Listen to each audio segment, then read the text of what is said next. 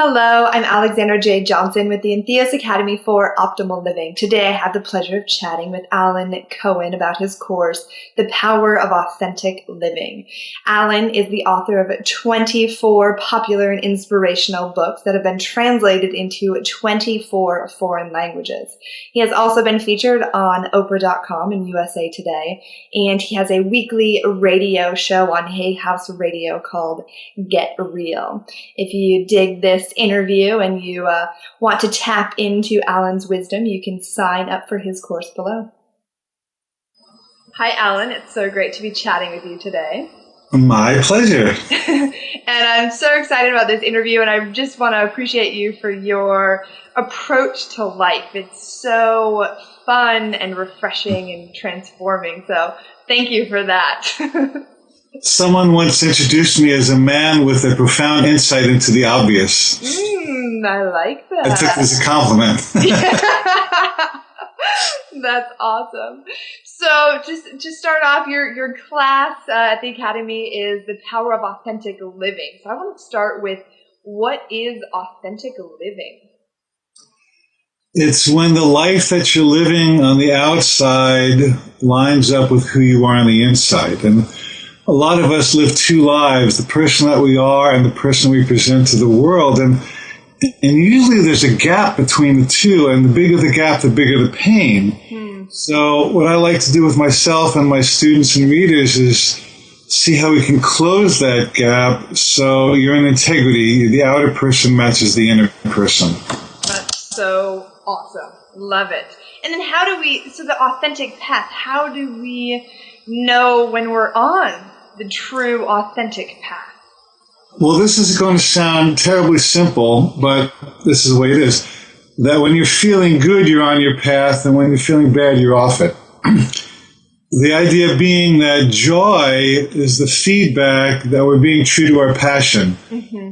And sadness or depression or loneliness or emptiness or all that stuff are signs that we have stepped for the moment away from our joy. And they're actually helpful signs because they invite us to ask, what would it take for me to get back in line with my joy? So it's pretty simple, actually, if you're willing to play the game. Right. So what about, fear? Because fear doesn't always feel good. And we might have fear and that doesn't feel good, but we're still on the right track. Can you talk about fear a little bit? Yeah, there's I tell people that the formula for your right next step is two things, enthusiasm and fear. And as you well know, enthusiasm means lined up with spirit, lined up with God. And fear means that you're busting out of your comfort zone, that you're stretching into uncharted territory. So some fear is almost a healthy sign that you're heading in the right direction. But the question is, what is the balance between joy and fear? If you're mostly joyful and somewhat afraid, that's a good setup. If you're mostly afraid and just a little joyful, I wouldn't move ahead until I pumped up my joy. That's awesome. I love it. And you talk about your inner guidance. How do we further develop this inner guidance? Good question. Well, meditation and prayer and, things that make us feel good physically are one way to do it. But another way is to be very honest about how every invitation feels to you. So let's say somebody asks you for a date or sex or marriage or a job or anything. You try it on for size. And if it lights you and expands you and you just want to do it, that's a really good sign. If you feel contracted or stuck or yuck about it, that's a really good sign that your inner guidance is saying this does not belong to you at this moment. So you have to be extremely honest about how each path feels and tell the truth about it and hopefully follow it. That's so great. And it's just this, I love this joy. It's just simple. You're just very simple. The world hides behind complexity. You're right. And someone said, if the truth were complicated, everyone would understand it. Because people think that, life is complicated, but really the truth is simple. That's so great. Love it. Thank you. And then you have this idea of the gap. So our authentic path, and then there's, our personal beliefs and people and institutions, so there's like two, like you're saying, two different lives. How do we close in on that gap? Once again, you have to be really honest. Like, there are lots of shoulds, and Brian and I are both in that movie Finding Joe, and Joseph Campbell said should is a terrible taskmaster, and people get shoulded on all the time. So you have to be really honest about, am I doing this because somebody said I should do it, or my religion said I should do it, or my parents told me I should do it? Or is this coming from a deeper part of myself that truly would choose this because I would love to? And I work with the Japanese a lot, and the hardest question for a Japanese person to answer is, what would you like to do? Because they've been trained since day one to figure out what society wants them to do, and what they would like to do personally is never a question they've asked themselves. So, they're more strict than we are about this, but we could use a good dose of inner honesty as well. And so does this tie into taking your power back? I know you're going to be talking about this in the course too. How do we take our power back? Or how do we begin to take our power back and say, this is what I want? You have to notice when you're giving it away. And usually there's anger or fear, because when you're angry or afraid, it means you believe that someone or something outside you has more power than you do. Or it could be in a relationship, a love relationship. Somebody's pulling your strings, for better or for worse. Well, that's a form of giving your power away. So you have to notice when you feel powerless.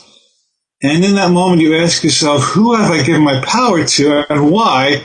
And what would I need to do to reclaim that? And usually the awareness that you've given it away is the beginning of taking it back. Most people have given their power away without even being aware of it. So in my workshops, I invite people to tell the truth about who they've given the power to, so that they can start to take it back. Right. And then just that awareness helps you kind of see the next step of how to take it back. That's the beginning of it. Right. And then I would invite people to visualize, how good would it feel to own your power? How good would it feel to feel free in this relationship rather than going up and down like a puppet, with your partner? And when you start to visualize how good it would feel to be in your power, that starts to gain momentum. So awesome. So cool. I just have to say it again. I love your simple wisdom and just like straightforwardness. This is it. This is how you do it. My pleasure. Thank you so much. So I have a couple more questions. How do we, and this may be a big question, but maybe not because you're pretty simple. How do we start to let go of the things that are not working and really step into the things that we want and the things that are actually working in our lives? Well, a friend of mine said that every experience in life is either to be enjoyed or learned from. So if you're enjoying it, keep cruising. And in my workshops, I say everything is either an it or a not it. It means it lights me. I feel creative. I feel alive. I feel enthusiastic. I feel happy. It means not it means I feel shut down and disconnected and bored and bugged. And so in my workshops, I ask people to make a list. One column is it, and the other is not it. And I ask them to write down everything you're doing in your life that expands you, everything you're doing in your life that contracts you. And when you make a list and say, hey, I'm doing all these things that drain me and kill me and annoy me and make me sick, well, duh. And usually making that list and telling the truth about how much of your life you're feeling is wasted, wow, that's a big kick in the butt. Right. Definitely. And that's a good kick in the butt to be like, I just need to let go of these things. It's time to let go of them. Exactly. I saw a documentary on the Burning Man gathering. Are you familiar with that? Yeah. It's a big party up in Northern California or Nevada. And one of the women who was the organizer of that, one of the organizers, said that she was working in a corporate job that she hated. And one day she was crossing a street in San Francisco and she was hit by a car.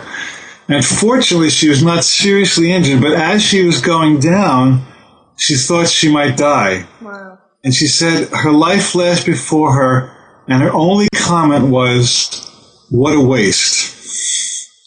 Oh my gosh. And at that moment, soon thereafter, she blew off her corporate job and she started working for Burning Man. And her life became a creative celebration instead of sort of an automatic robot trip. So, if part of your life or all of your life or most of your life feels like a waste, you got to be honest about it, because otherwise it's just going to continue. And sometimes just the acknowledgement that it feels terrible is enough to turn that terrible into terrific. Most of those have the same root word. Mm-hmm. So anything, the more awful it is, the more awesome it can become. The more terrible it is, the more terrific it can become if you shift on that. Wow, what a powerful story. I had tears and goosebumps. So because I know a lot of people are stressed and they're, overwhelmed and all of these. Is it or is it the lack of courage? What takes somebody to really watching this? I want to make the shift, but they just can't do it. Well, in my coaching sessions, I'll ask people, what reward do you perceive to continue with what you say is an unwanted behavior? There's people who are overweight, people who are overstressed, people who are fighting a lot. There's some payoff they're receiving in that. And if you can be honest, I had a radio show, a coaching client yesterday, and she said, I'm 350 pounds, and I drink 7 Cokes a day, and I don't like it. And I asked her, what are you getting out of being fat? And she said, well, to be honest with you, I have a lot of issues around sex. And, being fat basically keeps me out of sex. Wow. And I said, well, can you perceive being thin and not having to worry about issues about sex? Do you think you could handle them without having all this extra weight? And that was a kind of a turning point for her. So you have to be honest about what you're getting out of the thing, and then also be honest about what you like to get out of shifting behavior once you're headed in the desired direction. That's actually a pretty simple pivot, but it requires deep honesty. Wow. Love it. I'm getting simple truth, honesty, joy. Cool. Me too. It's fun to do. And then one last question. So how do we enjoy the ride more and have less attachments to these things that we want, our big goals and desires and dreams? Yeah, that's a good question, isn't it? So we're multidimensional beings, and it means that we function in the material world where we do have goals. We do want a life partner. We do want money. We do want a car. That's all fine. So that's all happening anyway. But the question is, at the end of each day, can you look back on your day and say, I had a good day? And not so much for what you accomplished, but for how you felt. And I'm a student of A Course in Miracles, and A Course in Miracles, one of the lessons is, I would choose to spend this day only in happiness, which means that happiness is a choice that doesn't depend on anything outside you. It depends on everything inside you. So over my life, I've gradually decided that happiness is more important than stuff. And, I'm not all there, but more and more, a little bit more each day. So great. Awesome. And then to your course, who is this course for? The course is for anybody who would like to live from inside out more than outside in. It's for people who feel like they might be selling out a little or a lot, and they'd like to take back the power they've given to other people. People who would like to stand firm in their own convictions and live their own truth and claim what I call spiritual confidence. To have faith and trust that you are a spiritual being and that you can have what you want and that life can provide it for you if you're willing to accept it. Amen. Fantastic. Well, thank you so much for sharing your radiant joy and your enthusiasm. I just feel fantastic having a conversation with you. I'm looking into your deep blue eyes. so it's a delight to connect with you and Brian. I'm really excited about the Academy. I just think it's going to take off, and I think it's going to meet lots of needs and lots of people are going to show up, and it's a great ride. So I'm honored to be a part of it. Yeah, thank you so much. Fantastic. Have a wonderful day, and look forward to seeing you soon.